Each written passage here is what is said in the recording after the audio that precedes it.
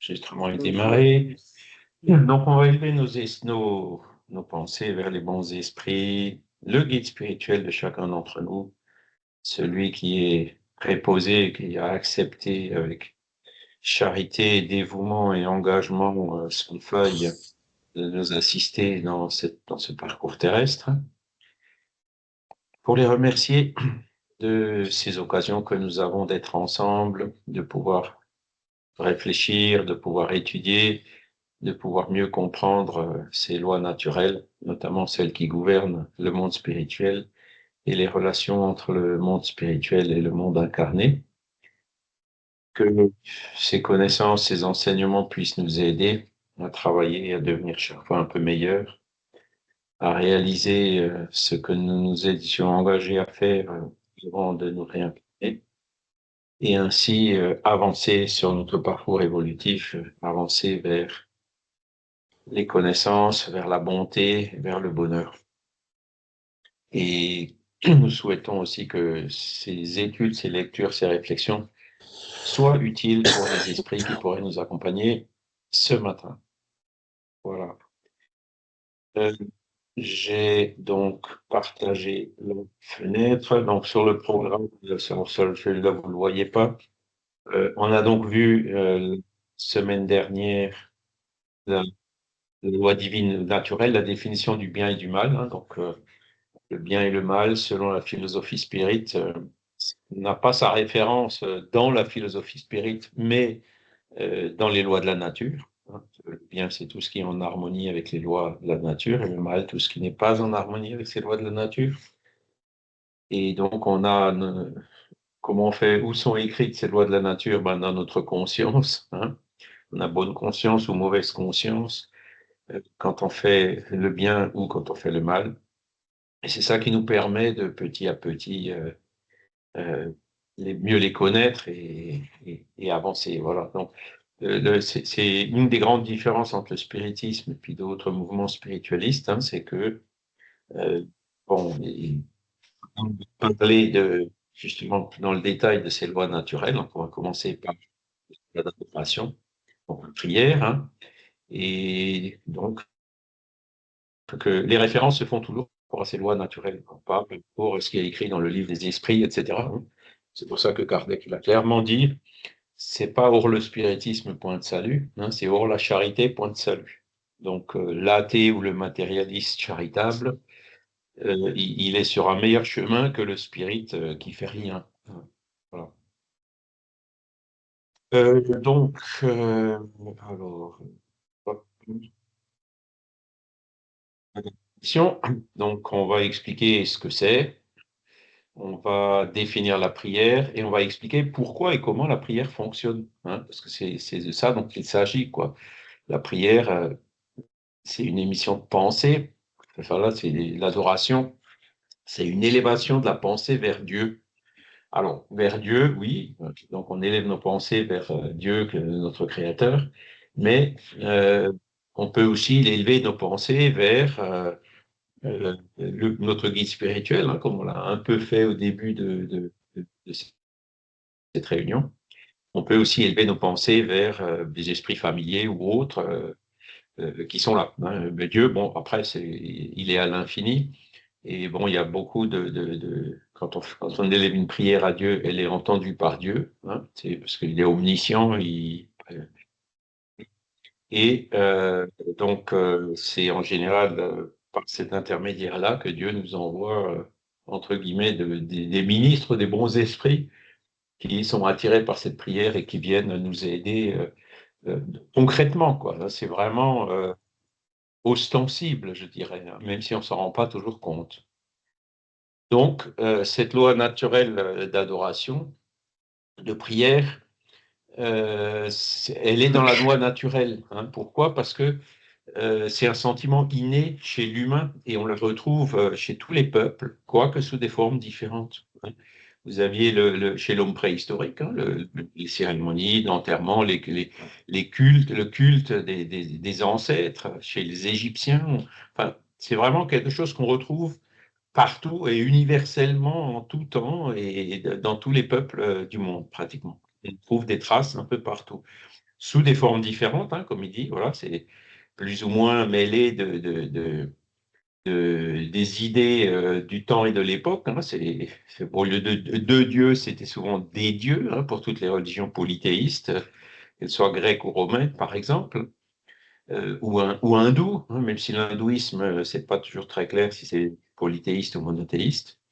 Et donc, c'est ça qui permet de dire, bon, ben, si c'est inné dans l'humain, ça fait partie de la loi naturelle, quoi, parce que c'est pas par hasard que quelque chose est inné partout, hein, chez tous les humains. Est-ce que je peux de nouveau faire apparaître le petit volet? Euh, C'est Gio voudrait parler. Oui, alors attends, je vais essayer d'ouvrir. Voilà, si je fais ça, ouais, c'est un peu pénible ces fenêtres-là. Voilà, on va les faire à la main. Gio, bonjour Gio, Bonjour, bon dia. comment vas-tu? J'espère que je ne supporte plus l'asthme. L'isthme. Une, une semaine, une semaine sans dormir. Oh, ouais, tu dois être fatigué alors. Mon ami. Et c'est juste une question par rapport à ce que tu viens de dire sur faire la prière pour notre guide spirituel. Dans l'Église catholique, ça serait une hérésie. On pouvait faire la prière les saints, mais le guide spirituel ou quelque chose d'autre serait considéré une hérésie, hein, c'est ça? Une hérésie. Oui, c'est possible. C'est possible. Donc, ça fait partie de ces diverses formes. Hein. Voilà, les catholiques, ben, ils ont une manière de prier qui est, comment dire, un peu centralisatrice. Hein. Euh, des prières qui sont surtout récitées, qui sont faites de façon avec des rituels, une séquence, tout un protocole bien particulier qu'on peut retrouver dans les cérémonies religieuses, comme les messes et tout ça. Hein. Et donc, dans le spiritisme, la prière, elle est différente, elle est libre, tu vois. C'est-à-dire, tu es là, mon Dieu, aide-moi. Eh ben voilà, c'est déjà une prière. Et tu n'as même pas besoin de le dire. Tu peux juste le penser, quoi. Et une pensée comme ça qui s'élève, ça a beaucoup plus d'effet qu'une prière qui est tout simplement récitée sans que la volonté ou la pensée y soit associée. Tu vois. Une prière récitée ou lue par cœur qui n'est pas accompagnée de la pensée, l'effet il est beaucoup plus faible qu'une prière très courte, improvisée, et qui vient vraiment directement du cœur et qui est associée à une pensée forte. Euh, on verra après pourquoi, hein, dans le mécanisme de comment fonctionne la prière, pourquoi est-ce que c'est comme ça.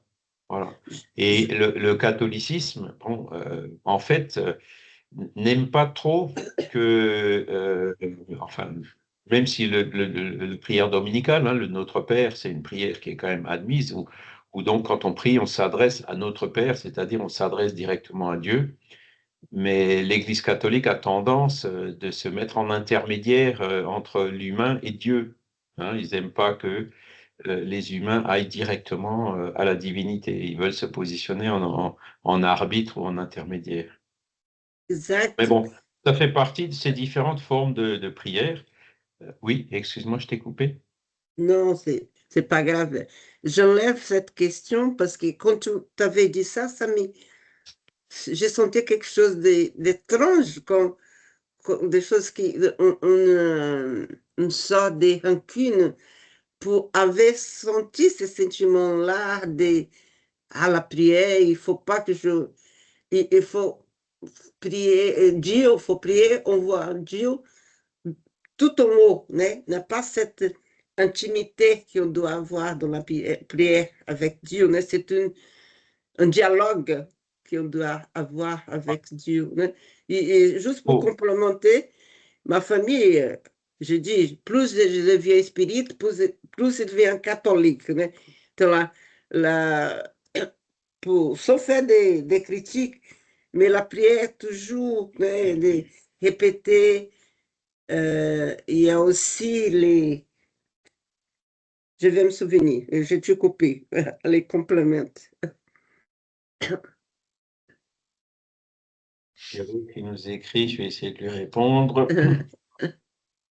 Alors, qu'est-ce que je... Oui. En fait, quand on fait une prière à Dieu, il faut s'imaginer comme s'il était devant nous. En fait, il est omniprésent, donc il est partout. Et comme si on lui parlait, quoi, mais en ouvrant son cœur, quoi.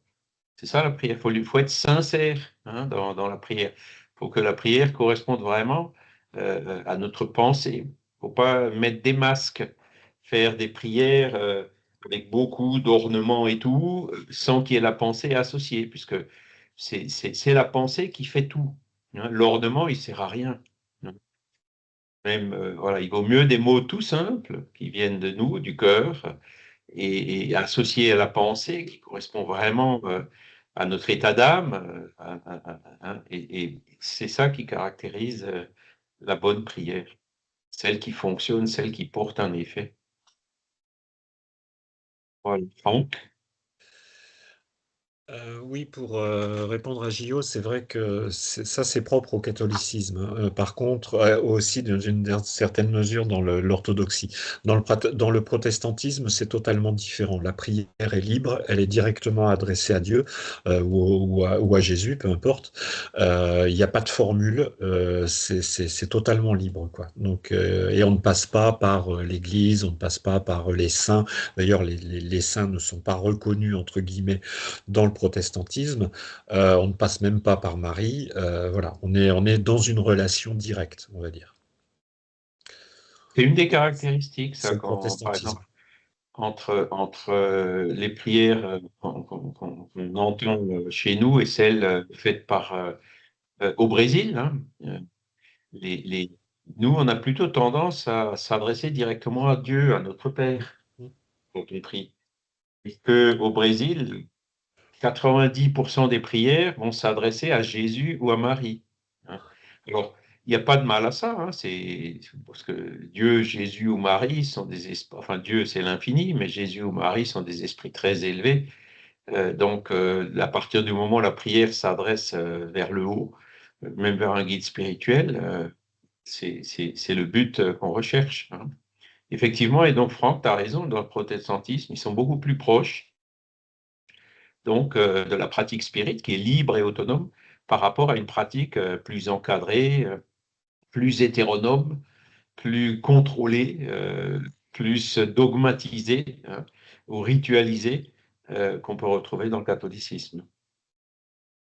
Gio? Juste pour complémenter cette question de la prière à Marie, né, je dis, né, je suis légionnaire de Marie, né. Donc, j'étais, je serai, j'aime bien être légionnaire, né, de Marie. Mais je pense que c'était même cette année que je me suis rendu compte que quand je prie la Sainte Marie, je disais Sainte Marie, Mère de Dieu. Il est dans l'église catholique, on fait, mais même, je me souviens, ma soeur, qui, pour elle, Jésus, c'est Dieu, et comme ci, comme ça. Après, je te dis, quand c'est quelque chose quand ça vient du cœur, que c'est sincère, ça fonctionnera quand même si c'est un peu faux, quoi, hein, le fait de confondre Jésus avec Dieu, il n'y a pas d'identité absolue, mais Jésus, c'est un esprit élevé qui est beaucoup plus proche de Dieu que nous, qui sommes encore moins élevés. Donc, voilà, je dirais, le fait de confondre ce qui est très grand avec l'infini, c'est finalement pas si grave que ça. Mais voilà, effectivement, quand on est vraiment rigoureux, ben, Jésus n'est pas Dieu. Marie n'était pas la mère de Dieu, elle était la mère de Jésus. Voilà, c'est ça, dans l'absolu, c'est plutôt ça. Parce que c'est pas vraiment une confusion, c'est vraiment une question de compréhension, de savoir, hein, qui, Ouais, il y a ouais. des gens qui répètent sans faire cette distinction. On voit Jésus comme un Dieu, mais pas Dieu comme Dieu. Vous comprenez? Merci. Et merci pour mon temps avec ma voix qui va pas trop bien. C'est le dogme de la Trinité, quoi. Hein, le Père, le Fils et le Saint-Esprit. Le Saint-Esprit, bon, on peut l'assimiler aux bons esprits qui viennent à la Pentecôte, quand le Saint-Esprit est descendu sur les apôtres. Il y avait Jésus qui était là-bas et il y avait aussi d'autres bons esprits, les guides spirituels des apôtres, qui sont venus les préparer aux missions qu'ils allaient accomplir par la suite, quoi. Hein. Donc c'était des bons esprits, le Saint-Esprit. Ou l'Esprit Saint, c'est pas tout à fait la même chose, mais bon, voilà, le spiritisme a une vision beaucoup plus, une interprétation beaucoup plus simple, sans avoir besoin de ce dogme de la Trinité. Voilà. Mais moi, après, encore une fois, je te dis, tout est dans l'intention. Hein. Mon grand-père était catholique, c'était vraiment un homme de bien, fantastique. Je souhaite à tout le monde d'avoir eu un grand-père comme moi. J'en ai eu un, et voilà, alors, il était très catholique, mais c'était quelqu'un d'extraordinaire avec nous, les petits-enfants et tout. Enfin bref, voilà, c'était quelqu'un de pieux, quoi, de très pieux. Et donc, même s'il est catholique, ben, c'est pas grave, c'était quelqu'un de bien. L'essentiel, c'est le bien, la charité, quoi. C'est pas l'étiquette qu'on met sur la tête. C'est ça qui est important. Et même avec l'étiquette spirit. Hein. Voilà, l'étiquette spirit ne dit rien. C'est qu'est-ce qu'on fait avec. Voilà. Donc la loi d'adoration existe depuis Mathusalem, mais on la retrouve partout. D'accord. Et donc là, question 653, il nous dit clairement, la véritable adoration est dans le cœur, dans toutes vos actions. Songez toujours qu'un maître vous regarde. Alors, ça fonctionne bien avec les enfants, par exemple. Quand, quand les enfants, parfois, se cachent pour faire des bêtises, entre guillemets. Moi, je me souviens, une fois, il y avait une personne qui était dans le groupe Atan qui disait euh, Jésus, il n'est pas content, il va te punir. J'ai dit non, attends, Jésus, il n'a pas à être content ou pas content. Jésus, il est Jésus, quoi. Et il ne va pas punir non plus, quoi. Hein. Et c'est plutôt de lui dire, Jésus ou Dieu te voit. Hein, Dieu te voit. Même quand tu te caches, Dieu te voit. Eh ben, ça fonctionne beaucoup mieux parce que les enfants, ils visualisent ça très bien hein, en disant, me cacher pour faire des bêtises, ça sert à rien parce que Dieu, il me voit même si je suis caché, tu vois. Et donc, c'était beaucoup plus efficace que que le fait de menacer avec des punitions, des choses comme ça. Hein, parce que là, en menaçant avec des punitions, on retombe un petit peu dans, attention, si tu fais pas ce que je te dis de faire, tu vas en enfer, quoi. Hein, on retombe dans l'hétéronomie. Alors que là, pareil, on est dans une ouverture en se disant, bah voilà, c'est une question d'harmonie avec les lois de la nature. Et quand on demande quelque chose, être comme Dieu est omniprésent, voilà. Et dans toutes vos actions, songez toujours qu'un maître vous regarde, parce qu'on est autre que de grands enfants. Hein. Et même nos pensées les plus secrètes, les plus cachées, les esprits les voient et les perçoivent. Donc, à partir du moment où on est conscient de ça, eh ben, on y réfléchit, quoi. Hein. On travaille beaucoup plus à mieux contrôler nos pensées, à éviter les mauvaises pensées. Avoir des mauvaises pensées sans passer à l'acte, c'est déjà un progrès. Mais le vrai progrès, c'est de ne plus avoir de mauvaises pensées. Vincent? Qu'en est-il de l'autonomie? Alors, quand on est adulte ou même enfant d'ailleurs, on a besoin d'avoir une certaine autonomie d'action, de geste et avoir une forme de libre arbitre. Et si on est tout le temps sous le regard de quelqu'un, on est comme un enfant et on se comporte comme des enfants. Et une fois qu'on retire ce regard, ou on l'oublie, ben, on se comporte librement, alors qu'on devrait tout le temps se comporter librement en étant responsable de ses actes. C'est plus riche que d'être tout le temps sous le regard d'un censeur, quoi. La vraie liberté, Vincent, c'est celle, on l'acquiert avec l'évolution quand on l'utilise vers le bien. C'est là où on est vraiment libre, tu vois. Et donc, quand tu es vraiment libre comme ça, hein, quand tu n'as rien à cacher, mais le fait qu'il y ait quelqu'un qui te regarde ou pas, ça t'est complètement égal, ça ne fait pas de différence, tu vois. À partir du moment où tu as quelque chose à cacher, tu restreins toi-même ta liberté. Tu vois ce que je veux dire? Mais Alors, la liberté, évidemment, on l'a. si on l'a, on peut l'utiliser pour faire le bien ou pour faire le mal, pour avoir de bonnes pensées ou de mauvaises pensées. Tu vois.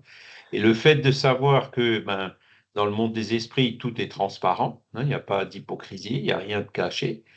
C'est une réalité, ça fait partie des lois naturelles et ça nous aide à réfléchir, hein, à ne pas penser que on est là, que personne ne nous voit, que de se dire, même caché, quelqu'un me voit quand même. Et c'est ça qui te motive justement à utiliser ta liberté plutôt pour le bien. Moi, je suis pas d'accord. Je préfère que élever les enfants dans l'autonomie. Moi, j'ai dit à mes enfants: «Vous êtes responsables de vos actes très jeunes pour qu'ils ne soient pas sous la coupe de ou des parents».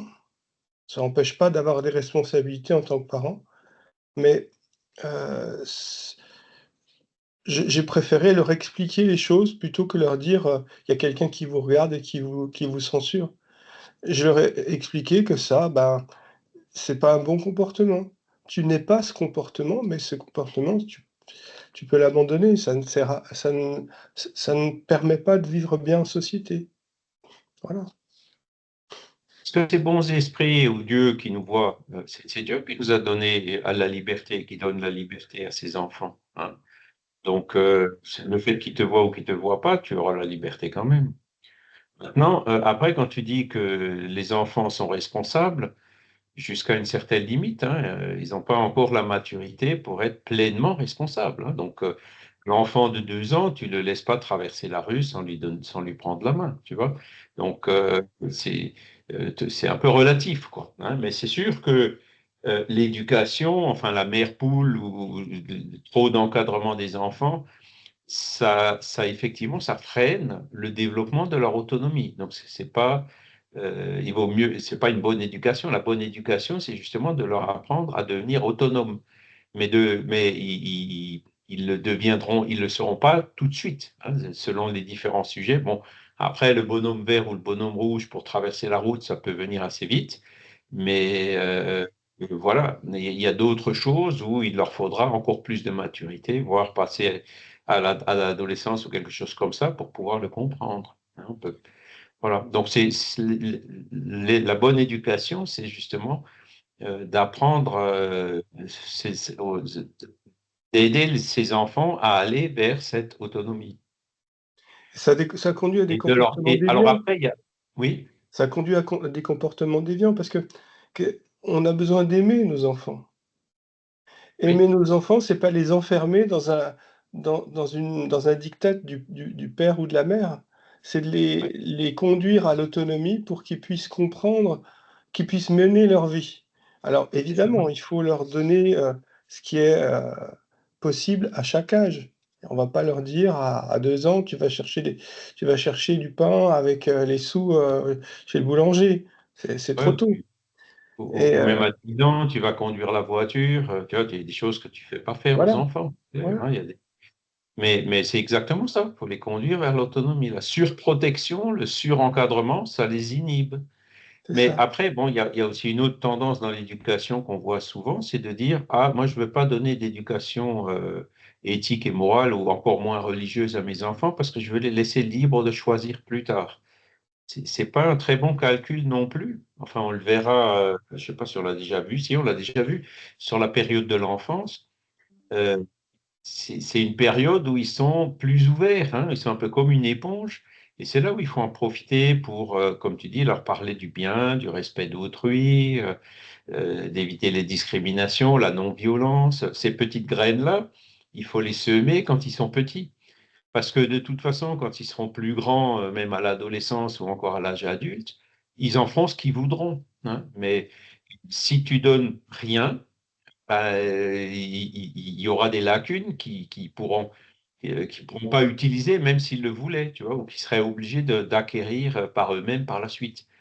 Donc, l'éducation, c'est de dire, bon, c'est pas de l'endoctrinement non plus, mais c'est d'apporter ces bases, hein, ces questions d'éthique, de morale universelle, entre guillemets, hein, qu'on peut leur apprendre depuis tout petit. Moi, quand je recule, je me projette par la pensée dans mon enfance. Ben, je me souviens, mon grand-père, mon père, ma mère, des choses qu'ils me disaient, des habitudes qu'ils me donnaient, des exemples qu'ils me donnaient, qui m'ont été extrêmement utiles dès l'adolescence ou même à la phase adulte et même encore aujourd'hui, hein. Et donc, je les remercie de m'avoir donné, hein, offert ces bases quand j'étais encore petit. Parce que je comprends bien que si je les avais eues que par après, ça aurait été peut-être plus compliqué ou plus long. Et les Voilà. enfants sont en demande, ils sont en demande de spiritualité. Moi, Exactement. je me souviens de la question de mon fils, à sa grand-mère. Il lui a carrément dit: «Mais pourquoi doit-on vivre alors qu'on doit mourir?» C'est des questions existentielles, hein, ouais. Ouais, alors c'était une question difficile pour une grand-mère. Pourquoi doit-on vivre, alors qu'on doit mourir? Puisque la grand-mère, en fait, elle est aussi dans sa phase, terminale de sa vie et lui, il commence sa vie et elle lui a répondu: «Tu es là pour qu'on puisse t'aimer, pour qu'on partage de l'amour» et c'était la meilleure réponse qu'on puisse faire à un enfant. C'est C'est ça, vrai. la loi qui régit l'univers, c'est partager l'amour de la vie, l'amour d'être au monde, l'amour de partager des moments ensemble. Et compléter la réponse en lui disant, ben, en lui parlant de réincarnation, même si c'est un peu plus compliqué pour les enfants. Mais quand on avait un chien qui est mort, mon gamin, c'est pareil, il est venu me demander, mais qu'est-ce qui s'est passé avec lui maintenant? Qu'est-ce qui va se passer avec lui? Eh ben, il est retourné au ciel et bientôt il va revenir dans un petit chien. Tu aurais vu un peu le sourire du gamin. Hein, il faut lui dire d'une manière qu'il puisse le comprendre. Et c'était vraiment pareil. Tu vois, on trouve des façons de s'exprimer pour s'adapter à eux et puis déjà commencer à leur inculquer ces choses depuis tout petit. Après, encore une fois, bon, mon gamin aujourd'hui, il croit pas au spiritisme, il croit pas en la réincarnation, tu vois. C'est pas parce qu'on l'a éduqué dans ce sens-là quand il était petit qu'il a pas que ça enfreint sa liberté de croyance par la suite, hein. Maintenant, cela dit, si un jour il lui arrive quelque chose d'un peu plus compliqué, d'un peu plus dur, il va certainement s'en rappeler et ça pourra lui être utile quand même. Voilà. Franck, c'est un peu éloigné du Oui. sujet, hein, qui est l'adoration, mais Rapidement, c'est vrai que concernant l'éducation des enfants, c'est quelque chose d'assez compliqué. Je pense que ce qui est important, c'est de tout le temps essayer d'apporter une réponse, parce il n'y a pas pire pour un enfant que de ne pas avoir de réponse ou de lui raconter des carabistouilles. Ceci dit, à un moment donné, je pense qu'il faut aussi lui faire comprendre que le monde dans lequel on vit est un monde dangereux, qu'il y a des gens extrêmement mal intentionnés. Je ne vais pas vous rappeler l'actualité encore avec cette énième gamine qui a été massacrée par un violeur récidiviste qui était laissé dans la nature par la justice. Donc, par contre, si jamais vous ne payez pas votre amende, voilà, la justice va vous coller au cul, hein. Donc il y a une, on est face à un problème global de société dans lequel finalement, je pense qu'il faut bien sûr toujours essayer d'avoir de bonnes pensées, comme on dit. Après, quel est le sens d'une gamine de 11 ans qui se fait massacrer? Ça, toujours qu'on me l'explique, et je ne pense pas que la réincarnation ni le spiritisme est la réponse à ça. C'est tellement une horreur que voilà. Donc, je rejoins effectivement un peu ce que disait Vincent. Il est important de dialoguer, de laisser les enfants vivre librement parce qu'ils ont une vie à faire. S'il n'y a pas quelqu'un qui interrompt leur vie, et puis bah, croiser les doigts pour que ça se passe bien, quoi. Voilà. Donc, moi, c'est c'est une problématique importante parce que je crois qu'actuellement, il n'y a aucune protection des enfants qui est vraiment efficace. On est dans un laxisme total, sur le plan judiciaire, je parle, hein. Donc la morale, la moraline, tout ça, ça n'a strictement aucun intérêt. Quand on voit aussi ce qui s'est passé après le match de foot où Paris a été mis à feu et à sang par des individus de jeunes, hein, voire des mineurs, bon, quid de l'éducation, quid des parents, quid de tout cela, voilà, ça n'a aucun sens, aucun sens.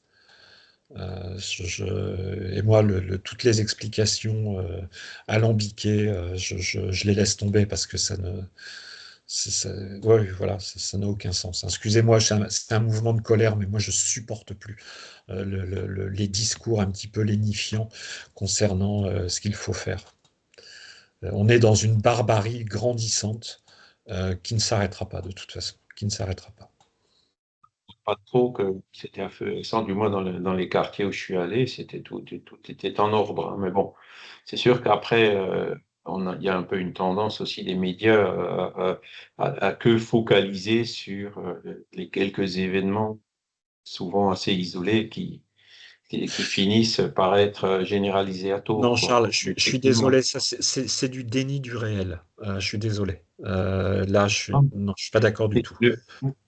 Franck, moi je te dis, j'étais dans le quartier latin, je suis passé en plusieurs endroits, tout était nickel et en ordre. Donc ceux qui disent qu'ils ont tout cassé Paris, je dis, ça c'est le déni du réel, parce que le quartier latin, il était en ordre. Tu vois ce que je veux dire?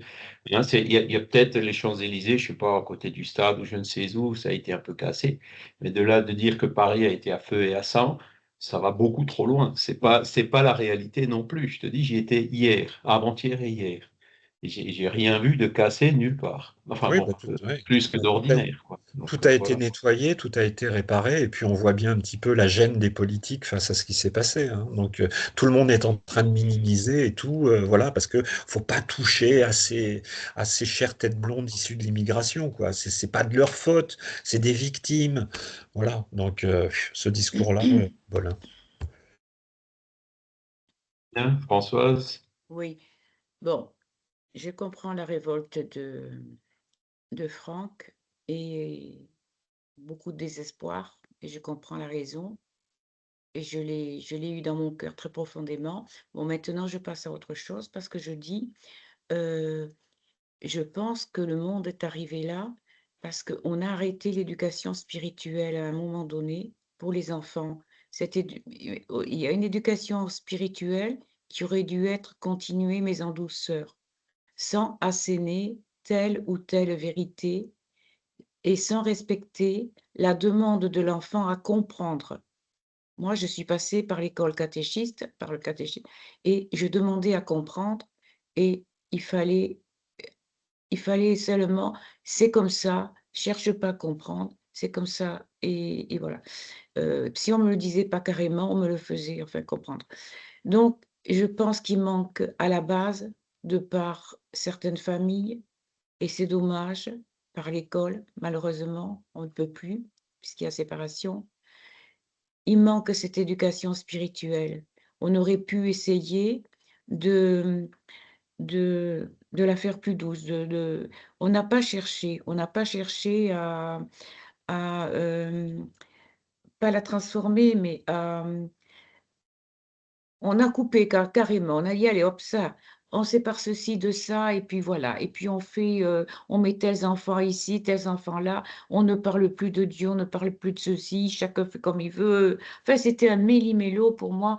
C'est cette Là, séparation qui a été amenée à cet état de choses. Je pense que c'est ça. Et le refus du mélange des cultures n'a pas arrangé les choses aussi. Parce que le mélange des cultures est un enrichissement extraordinaire quand il est bien amené, quand il est bien fait, quand il est respecté. Je pense que c'est tout ce que j'ai. Parce que si je continue, je vais dire des bêtises. Voilà. Merci. C'est exactement ce qu'on est en train de faire ici, hein. Le but du spiritisme, c'est l'éducation et justement de revenir à ces valeurs morales. La loi d'adoration, ça en fait partie. La prière, je vais relire la dernière phrase qu'on a lue là, hein. Dans toutes vos actions, songez toujours qu'un maître vous regarde. Bon, la justice humaine, elle est ce qu'elle est, hein, elle a ses failles et tout. Par contre, la justice divine, elle est infaillible, hein. Donc, personne, on peut échapper à la justice humaine, mais la justice divine, on n'y échappera pas, jamais. Il faudra toujours qu'on assume toutes les conséquences de nos actes, hein. Cette loi, elle est, voilà, c'est comme une loi de la nature, hein, c'est la loi d'attraction universelle. tu sautes par la fenêtre, tu tombes. Voilà. Du moment que tu fais quelque chose comme les choses qu'on vient de citer, de casser ou même de, de, de tuer une jeune fille, eh ben, on peut échapper à la justice humaine, mais à la justice divine, on n'y échappera pas. Donc voilà. Et c'est ça qui nous remet dans. Alors évidemment, il faut que la justice humaine, on y travaille, qu'elle s'adapte, qu'elle évolue pour se rapprocher de plus en plus de ces lois de la nature, qu'elle se rapproche de plus en plus de cette justice universelle, entre guillemets. Et c'est d'ailleurs ce qui est en train de se passer, même si c'est un peu lent, même s'il y a encore beaucoup de points à travailler. Mais le but du spiritisme, c'est ça. En éduquant nos enfants, comme j'ai donné l'exemple, songez toujours qu'un maître vous regarde, ben, ça pousse au moins à réfléchir. Alors, il y a des gens qui ne réfléchiront pas malgré tout, mais voilà, d'autres seront touchés par ça en se disant, ouais, effectivement, ça ne sert à rien de me cacher pour faire des bêtises, ça ne sert à rien de cacher des crimes ou des choses comme ça. Voilà. Alors, Vincent. Moi, je voulais juste rappeler quelque chose qu'on oublie peut-être nous en tant que spirit, mais il y a une disparition de la croyance en Dieu. Les églises se sont vidées et le fait de ne plus croire en un Dieu, ça a aussi beaucoup changé le rapport au monde. Les valeurs de certains jeunes, pas tous les jeunes évidemment, sont quand même sont ce qu'on leur projette, c'est-à-dire la réussite par l'argent et par le pouvoir. Matériel. Oui, la réussite par l'argent et par le pouvoir. Ce qu'on leur tartine un petit peu partout d'ailleurs. Pour pas pour pas rappeler qu'à la télévision a quand même un rôle important. Les gens passent beaucoup de temps devant la télé et ce qu'on leur tartine, c'est la réussite par le pouvoir et par l'argent. Et ça devient leur Dieu. Ça. Et ça a des conséquences sur leur comportement. Ils se désincarnent, où ils retournent dans le monde spirituel et ils voient qu'ils n'emmèneront pas un centime ou un atome de tout ce qui est matériel. Ok, je suis passé à côté, j'ai mis les valeurs là où il fallait pas. Et c'est pour ça que le spiritisme, vous avez vu, les premiers cours, c'est Dieu. Bon, voilà. Ceux qui nient voilà, tout est fait à une cause. Le monde, l'univers s'est fait par hasard. Il est sorti du néant ou il est sorti de je ne sais où. Voilà, c'est pour ça qu'on a apporté tous ces arguments pour justement Oui, aider à cette ouais. compréhension de la nécessité d'une cause première. Et Nous, on Kardec a croit. commencé par ça. Parce Ouais. que cette loi d'adoration, par exemple, s'élever les pensées vers Dieu, bon, celui qui ne croit pas en Dieu, pour lui, la prière ne sert à rien. Ah non. Enfin, souvent, quoi. Oui. Parce Nous, que les gens on croit qui en sont quand Dieu. même. On Pardon? croit en deux choses essentielles. On croit en Dieu et on croit en une vie après la vie. Mais Oui, les jeunes ne sont pas du tout déjà, ils se pensent infinis, les jeunes se pensent infinis, immortels. Parce que pour eux, c'est tellement loin la mort qu'ils sont immortels. Et puis, la deuxième chose, c'est que non seulement ils sont immortels, mais donc ils ne croient pas à la vie après la vie. Il n'y a pas de Dieu, il y a pas de cadre souvent. Souvent, on leur met pas de limite. Et ça a des conséquences sur leur façon de vivre. Si on ne dit pas ta limite, c'est respecter. Si tu ne respectes pas ton voisin, tu ne seras pas respecté, par exemple. On peut le dire comme ça. Il y a plein de façons de le dire. si, il y a des jeunes qui sont ouverts à la spiritualité. Et d'ailleurs, quand on en parle avec les jeunes, ils ont beaucoup moins de blocage que ce qu'on trouve chez certains adultes qui sont de façon assumée fortement matérialistes, quoi. Les jeunes, tu leur parles de spiritualité, ils sont souvent beaucoup plus ouverts. Donc, on revient encore une fois à une question d'éducation, quoi. La loi Je sais d'adoration, bon, ça fait partie de cette éducation. Je ne sais pas s'il François? faut vraiment mêler Dieu à tout cela. Ce que dit Vincent, c'est très juste. Le problème, c'est qu'en fait, les jeunes sont attirés par l'argent facile. Mais c'est quoi? C'est le narcotrafic.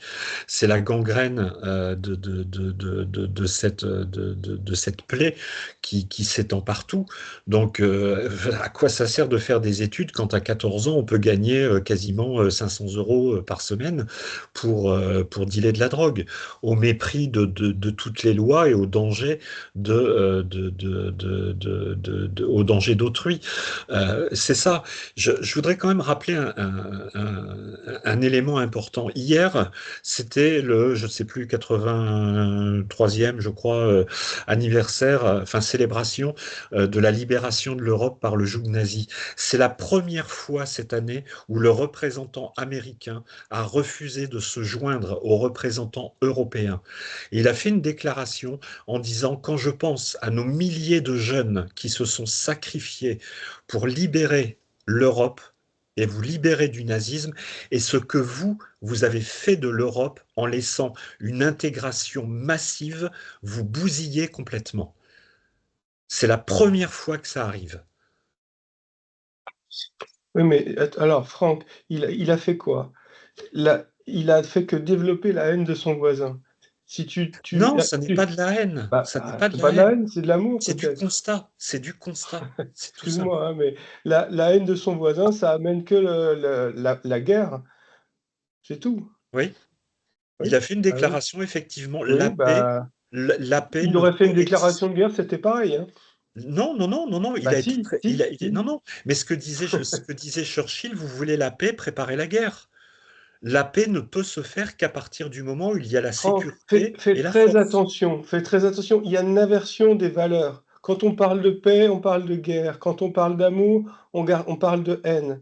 Et dans toute la société, on a une inversion du vocabulaire qui est très dangereuse. Ouais, c'est vrai. Oui, un petit peu, moi j'aimerais bien qu'on parle d'adoration, parce que comme notre temps est limité aujourd'hui, Ouais. voilà, faut pas trop qu'on se disperse et qu'on sorte du sujet. Françoise. Oui, juste vite fait. Je voulais dire que dans une même famille, ma fille est née. Sur 5 enfants, il y a 3 adolescents encore et qui font des études supérieures. Et il y en a une des deux qui est très croyante, qui est très pieuse et qui croit en Jésus, qui croit en Dieu, qui a un comportement très doux. Et son aînée de 9 ans, elle a un comportement très doux aussi parce que c'est l'éducation qu'a donnée ma fille aînée. Et elle n'est pas croyante. Ça ne change rien à leur façon de vivre. Elles sont quand même bonnes, gentilles et tout ça. Et elles n'ont pas les défauts que l'on est en train de donner à toute la société. Et il y a de par le monde comme ça, des familles qui... Voilà, il ne faut pas que ça ne sort pas non plus de... c'est pas exceptionnel, quoi. Il y a beaucoup de jeunes qui sont... qui résistent à l'appel de la haine, à l'appel de ceci, de cela. Et c'est un comportement qu'elles ont. C'est peut-être inné chez elles aussi. C'est tout ce que je voulais dire parce qu'on va déborder. Et voilà. Merci. Oui, des enfants qui ont reçu la même éducation dans la même famille, quoi. On va essayer de voir comment est-ce que la prière fonctionne, d'accord? Alors allons-y, Évangile selon le spiritisme, à ces chapitres 27 et 28, hein, c'est les chapitres qui sont consacrés à la prière dans l'Évangile et qui sont très intéressants, notamment le chapitre 27 qui explique comment elle fonctionne et dont on va voir 2 extraits maintenant. Donc, par la prière, hein, qu'est-ce qui se passe quand on prie? L'homme appelle à lui le concours des bons esprits qui viennent le soutenir dans ses bonnes résolutions et lui inspirer de bonnes pensées. Il acquiert ainsi la force morale nécessaire pour vaincre les difficultés et rentrer dans le droit chemin s'il s'en est écarté. Et par là aussi, il peut détourner de lui les maux qu'il s'attirerait par sa propre faute. Voilà. Donc, là, il utilise le mot appel, appeler le concours, c'est-à-dire que par la prière, on émet des ondes de pensée qui ont une réalité, non pas dans le monde matériel, mais dans le monde spirituel. Hein. Les pensées sont véhiculées par le fluide cosmique universel et qui fonctionnent, hein, qui sont reçues, hein, qui sont entendues par Dieu, évidemment, puisqu'il est omniprésent, mais par les bons esprits, surtout ceux qui sont notre guide, ceux qui sont proches de nous. Hein. Et donc, à partir de ce moment-là, quand on élève nos pensées vers ces guides, on se remet, on réduit un petit peu le gap entre nous, hein, et on se met en syntonie avec eux. Et c'est à partir de là où ils arrivent à nous inspirer par l'intuition, à nous suggérer les bonnes attitudes, sans les prendre à notre place, puisqu'il laissera toujours notre liberté. Hein, et c'est par cette syntonie, la prière, qui nous met en syntonie avec ces bons esprits, que ces bons esprits ont un meilleur accès à nous pour pouvoir nous aider, hein, pour donner la force morale, c'est-à-dire le courage, éviter la révolte, éviter la colère, éviter le Ah, il y a un bug. tomber, de baisser les bras, etc., de faire face aux difficultés du quotidien. Donc ça, c'est de tous les jours, hein, quelles que soient les difficultés, même quand elles sont matérielles, hein, et rentrer dans le droit chemin si on s'en est écarté. Oups, hein, des fois, ça nous arrive de dire, oups, j'aurais peut-être pas dû faire ça. Et le fait à ces moments-là, justement, de faire une prière pour dire bon, je regrette d'avoir fait ça, hop, ben, nous aide aussi à revenir vers le bon chemin, éventuellement même à réparer, à aller déjà dans le sens de la réparation des torts qu'on a pu commettre, notamment à autrui. Et donc, on peut aussi se protéger, détourner de nous les maux qu'on s'attirerait par nos propres fautes ou par nos mauvaises pensées. Puisque dans ce paragraphe, on voit que implicitement, la prière, c'est forcément une bonne pensée, élever nos pensées vers Dieu. Et donc, la prière, quand on émet de bonnes pensées, ça peut paraître bête, mais on n'en émet pas de mauvaises, quoi, parce que ça fonctionne dans les deux sens. Si on a de mauvaises pensées, qu'est-ce qui se passe? Eh ben, on s'éloigne de nouveau, on sort de la syntonie avec nos guides spirituels et par contre, on se rapproche d'une syntonie par rapport à des esprits qui sont moins élevés, qui eux, justement, vont essayer de nous pousser à la faute, à nous pousser dans le mal. Donc, voilà ce dont il s'agit, hein. On veut aller vers où? On veut aller vers quoi? Est-ce qu'on veut aller vers le bien, vers la paix, vers la fraternité, vers la solidarité, ou est-ce qu'on veut aller vers la violence, l'égoïsme, l'orgueil, etc.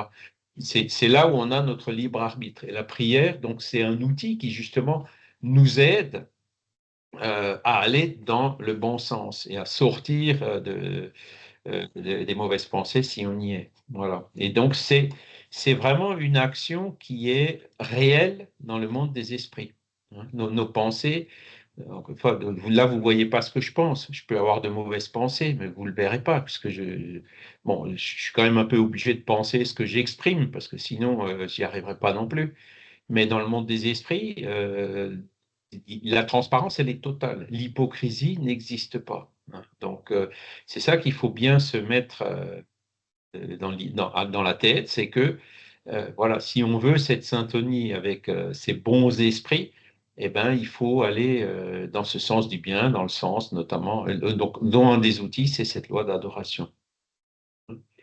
Et après, on nous dit, donc toujours dans l'Évangile, le spiritisme fait comprendre l'action de la prière en expliquant le mode de transmission de la pensée, soit que l'être prié vienne à notre appel, soit que notre pensée lui parvienne.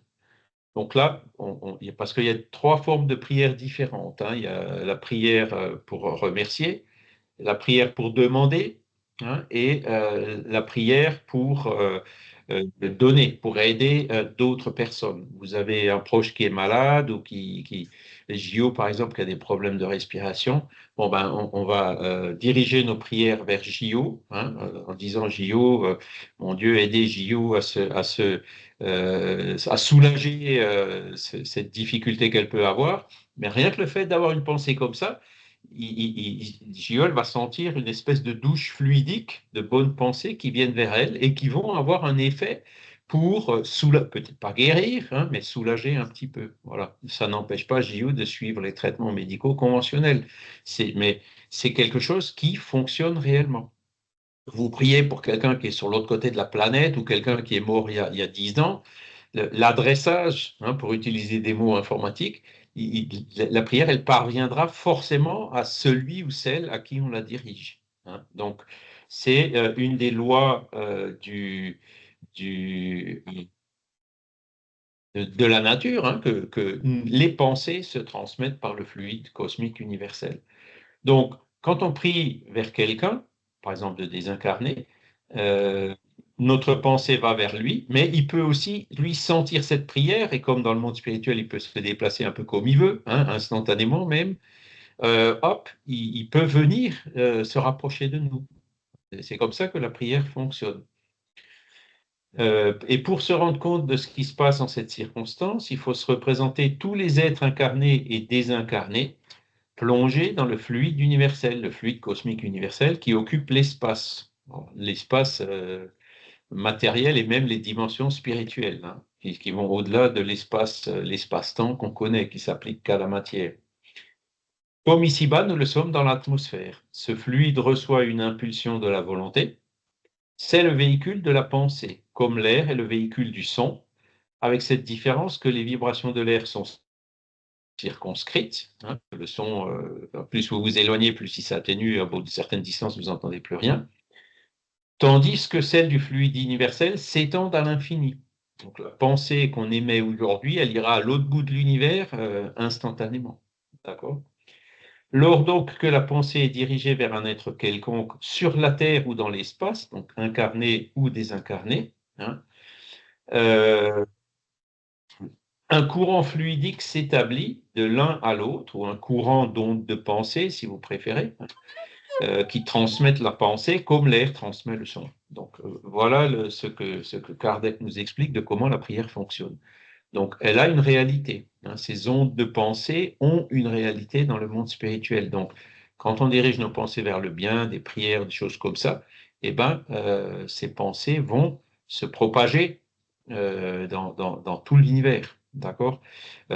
Mais ça fonctionne aussi dans le mauvais sens. Si on a de mauvaises pensées envers quelqu'un, ces mauvaises pensées vont aussi atteindre cette personne.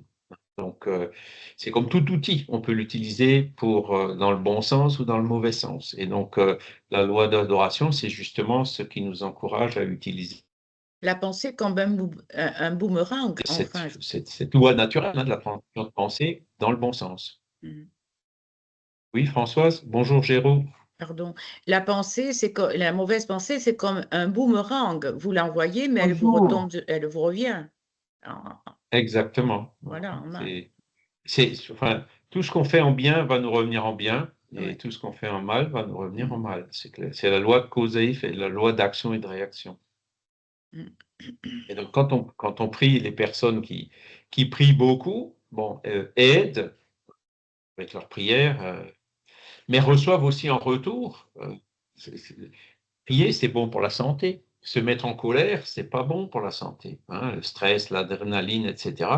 Alors que la prière, elle apaise, elle soulage. Hein, il y a celui qui prie, c'est un des premiers. Enfin voilà, même s'il prie pour lui, pour demander de l'aide, il va la recevoir, même si c'est, même à la limite, même sans intervention d'un esprit extérieur.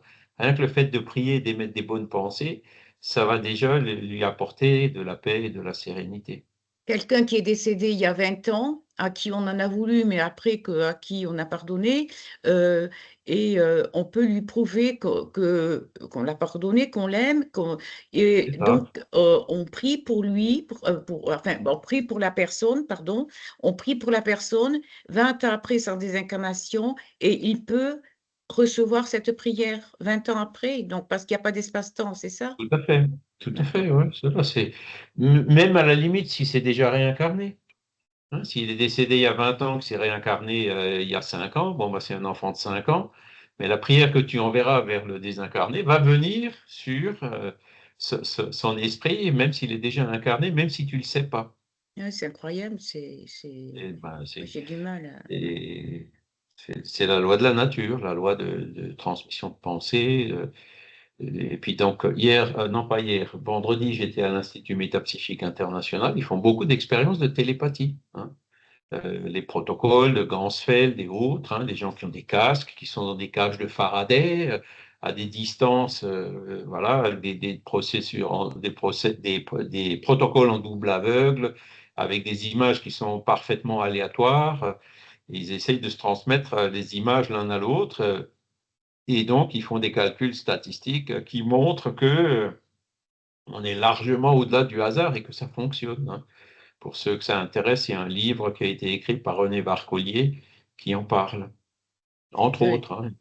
La télépathie, c'est une de... Alors évidemment, les métapsychistes ou les parapsychologues pensent que c'est quelque chose de matériel dont ils n'ont pas encore trouvé le support. Donc ça, c'est l'interprétation qu'ils ont. Alors que les spirites, là, ce qu'on vient de lire chez Kardec, c'est que le support, il n'est pas matériel. Hein, il n'est pas dans notre espace-temps, dans notre monde matériel tel qu'on connaît. Et qu'il est plutôt dans le fluide cosmique universel, dans ces formes qui sont encore spiritualisées, d'accord, qui ne sont pas condensées à l'état matériel.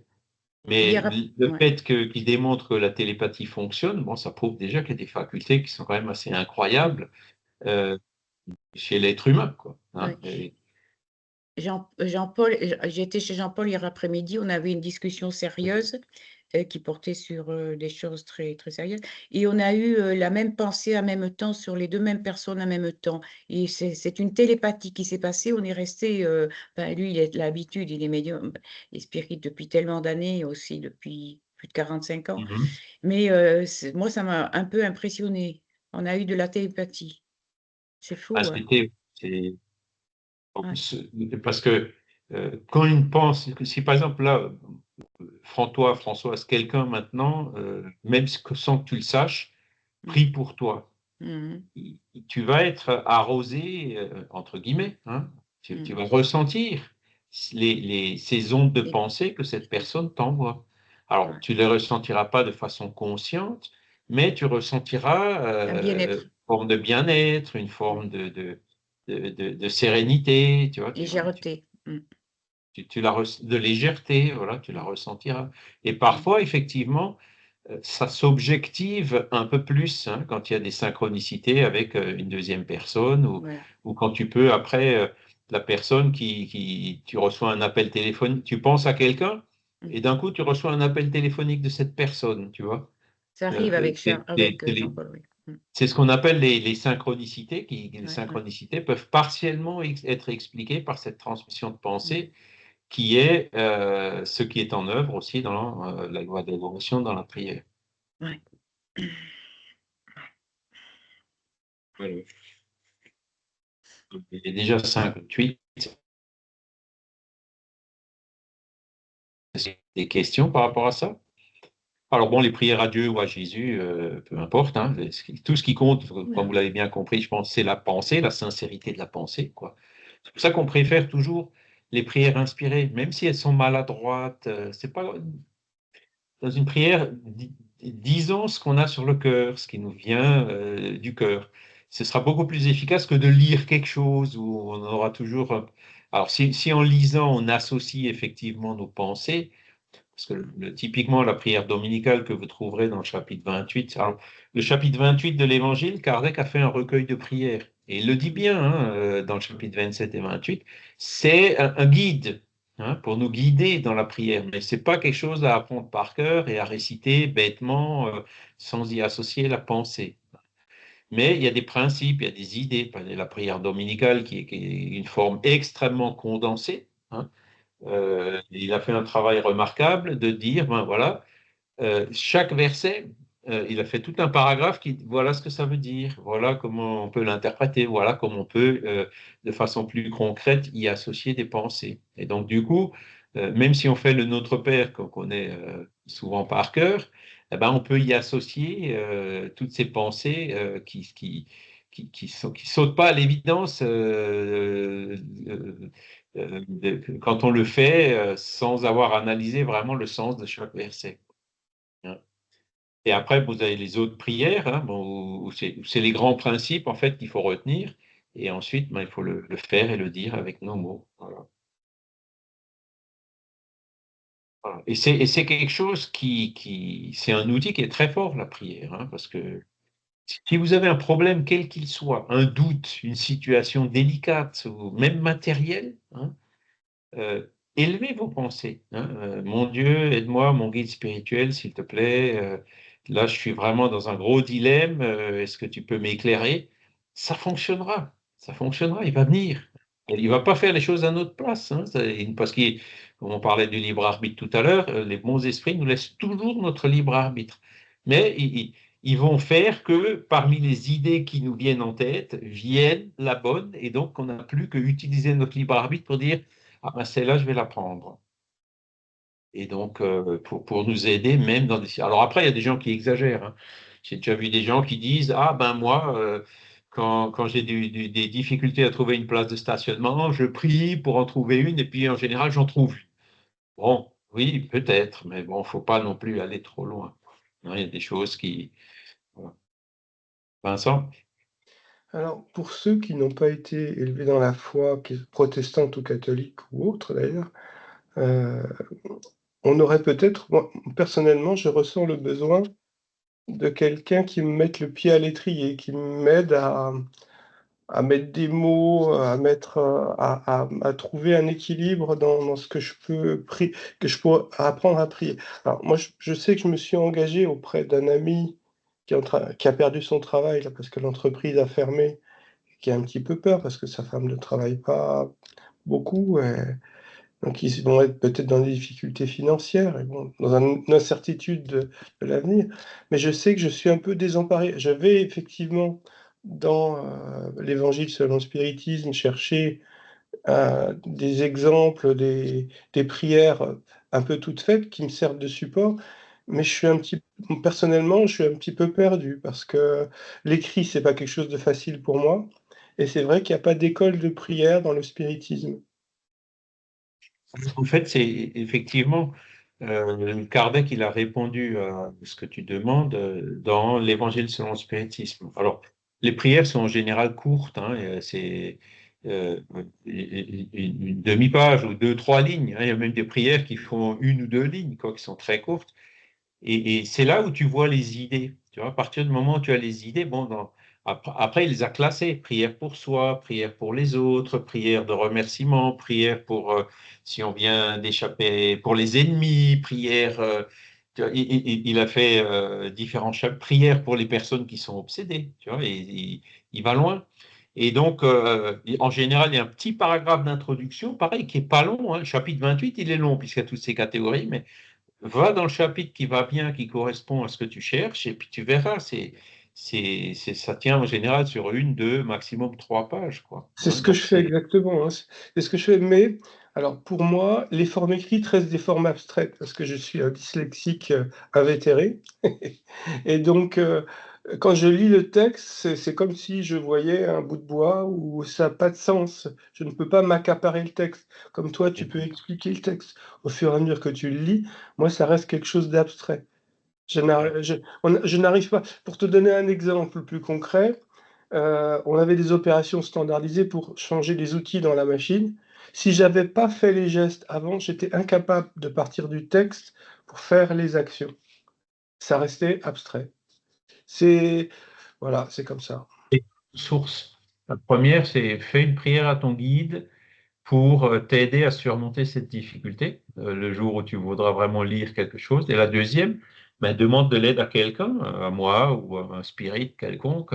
Tiens, est-ce que tu peux m'expliquer dans telle situation ce que disent enfin, les idées directrices de la prière à faire dans cette situation-là? Et tu trouveras forcément quelqu'un qui va t'aider.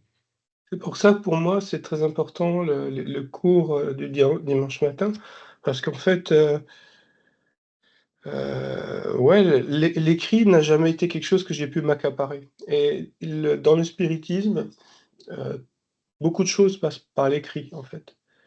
C'est sûr que, alors maintenant moins, hein, puisqu'on a beaucoup plus de YouTube, on a plus d'audio et de vidéos, quoi. Ah, c'est vrai qu'à l'époque de Kardec, il y avait que l'écrit, hein.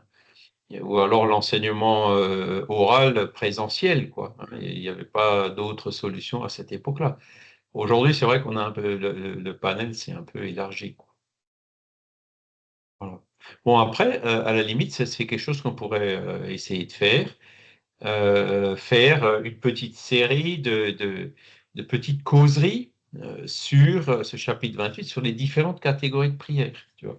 On faire une causerie sur prière pour soi, après une causerie prière pour autrui, après une petite causerie. Et donc ça permet de laisser des enregistrements ou des vidéos qui pourraient être consultés et recherchés. Tu vois. Ça, on peut faire quelque chose comme ça. Et puis expliquer les mots, le sens des mots, parce que pour Voilà, appréhender les mots, il faut quand même expliquer un petit peu le sens du mot, quoi. c'est ça. C'est ça. Mhm. Chio, alors, rappelle-le, hein, il faut qu'on l'organise.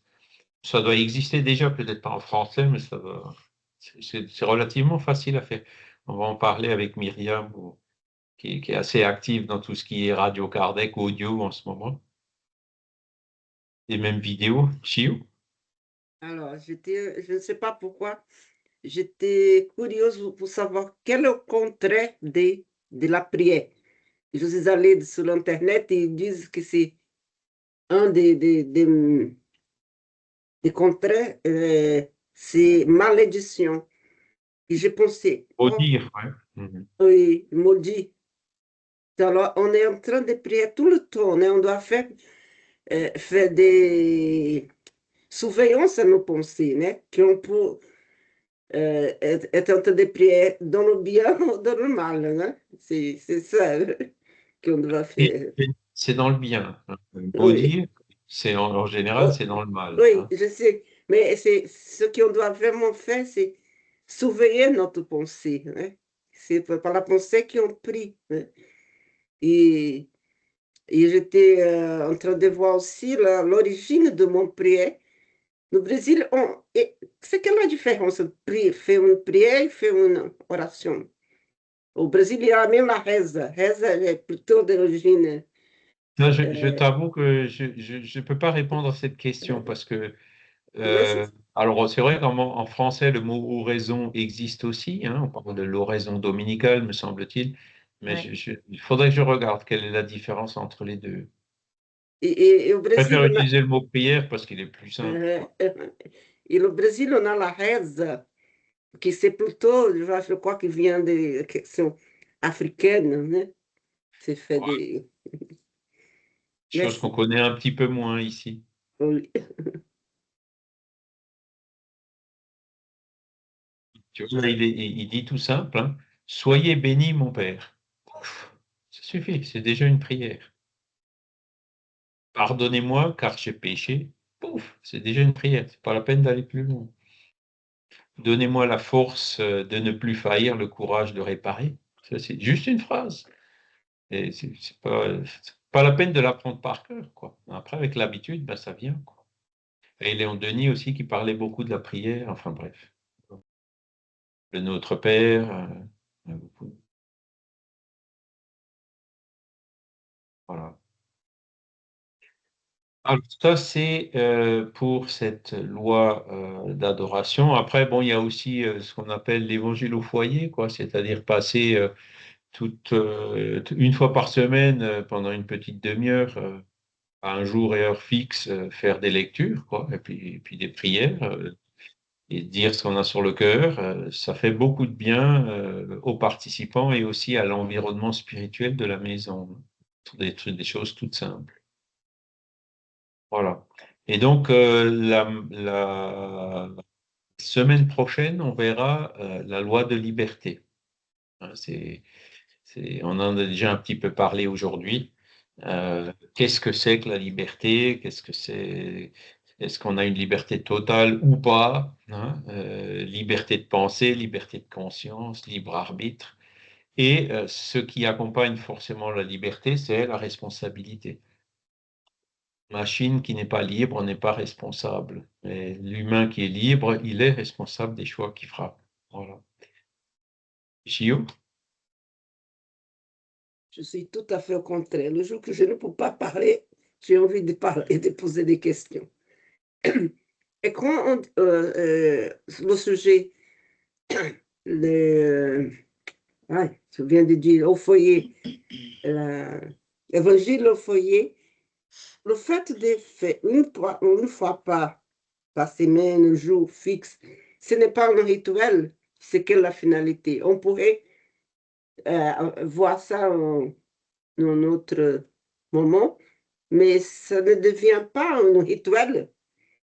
Pourquoi cette... Parce que la question, c'est pourquoi un jour et heure fixe? Ben déjà, c'est pour, comment dire, donner un rythme. Ensuite, si on veut faire venir les guides spirituels ou les bons esprits, c'est quand même gentil de les prévenir un peu à l'avance pour qu'ils se libèrent sur ce créneau-là, tu vois. Voilà, c'est plus pour ces raisons-là, quoi. Même les incarnés, les gens que, bon, bah, je sais que le lundi à 18h, entre 18h et 18h30, il y aura ça, hein. Donc, c'est mieux que de le faire comme ça, à brûle pour point, en disant boum, hop, tiens, ben, on va le faire maintenant. Hein. Il y en a qui ne seront peut-être pas libres, des incarnés ou des désincarnés, etc. Voilà, donc c'est pour ça qu'on conseille de le faire à jour et heure fixe. Et une fois par semaine, ça suffit, une demi-heure, ça suffit. Voilà. Et puis ceux qui ne veulent pas participer, hein, quand on a des enfants, évidemment, il faut adapter les lectures, prendre des livres qui sont adaptés à eux, quoi. Euh, et voilà, et ceux qui ne veulent pas participer, ben, faut pas les forcer. Et même si ce jour-là, il y a des invités en disant, bon, ben écoute, oui, tu peux venir, mais tel jour, on a une petite réunion d'une demi-heure de prière. Si tu veux participer, tu es le bienvenu. Si tu veux pas participer, bon, ben voilà, tu peux rester dans le salon, dans le jardin, en attendant qu'on termine pendant une demi-heure. Il faut C'est essayer de s'y tenir, quoi, parce que c'est dans la régularité que l'effet se consolide. c'est ce qu'on fait avec Jean-Pierre en virtuel, hein, le mardi soir, Par à exemple, 22. ouais, ça peut se Tous les faire mar- même en virtuel maintenant. Ouais. Oui, on le fait tous les mardis, tout notre groupe le fait tous les mardis. Voilà. C'est magnifique. Bon, bah écoutez, voilà, on va parler donc de la loi de liberté la semaine prochaine. Donc pour aujourd'hui, ben, on va faire une petite prière pour remercier les bons esprits. Vous voyez, là, j'improvise, hein, c'est pas une prière qui est récitée. Euh, de- D'avoir eu cette occasion de pouvoir être réunis aujourd'hui. Hein, on est à 7. Malgré les distances qui nous séparent, malgré les déplacements et tout ça, on arrive à s'y tenir, à utiliser tous ces outils qui sont à notre disposition à bon escient. Et tout ça dans le but de contribuer à notre amélioration, hein, à ce que chaque jour on devienne un peu meilleur et envoyer aussi des bonnes pensées, des vibrations dans le monde, notre société, pour qu'on aille tout doucement vers une société meilleure, de paix, de fraternité, de partage, de bienveillance mutuelle réciproque. Il y a encore du chemin à faire, mais on va y arriver. Voilà. Alors, ben, je vous remercie. Hein, je vous souhaite un excellent dimanche, Bon une excellente dimanche, semaine, et ce sera un plaisir de vous revoir la semaine prochaine. bon Merci, dimanche. Hérault, d'être venu. Merci. Au revoir à tout le Merci. monde. Au revoir. Au revoir.